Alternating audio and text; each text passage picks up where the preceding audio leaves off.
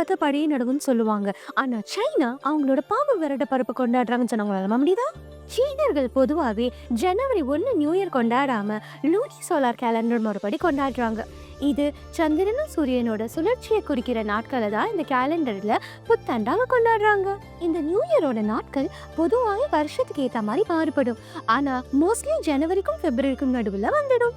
Chinese new இயரை spring ஃபெஸ்டிவல்னு சொல்றாங்க. இது ரொம்பவே கோலாகலமா சைனால மட்டும் இல்லாம உலகத்துல நிறைய நாடுகள்ல கொண்டாடிட்டு இருக்காங்க. சைனீஸ் மக்களுக்கு இந்த வருஷம் நியூ இயர் இன்னுமே ஸ்பெஷல். ஏன்னா சைனாவின் வழக்கப்படி 12 மிருகங்கள் ஒவ்வொரு வருஷமும் ஒரு மிருகம் டிபிக்ட் பண்றதா நம்பப்படுது. அதோட இந்த மிருகங்களுக்கு ஒரு அர்த்தம் இருக்கிறதாவும் பார்க்கப்படுது. அப்படி பார்த்தா இந்த வருஷம் 2025 பாவங்களின் வருஷம். இது அவங்களுக்கு ஞானம், சக்தி, அப்புறம் மாற்றத்தை கொடுக்கறதா நம்புறாங்க. இந்த சைனீஸ் புத்தாண்டு மக்கள் அவங்களோட குடும்பத்தினரோடையும் ஃப்ரெண்ட்ஸோடையும் சேர்ந்து நிறைய ட்ரெடிஷன்ஸை ஃபாலோ பண்ணி செலிப்ரேட் பண்றாங்க.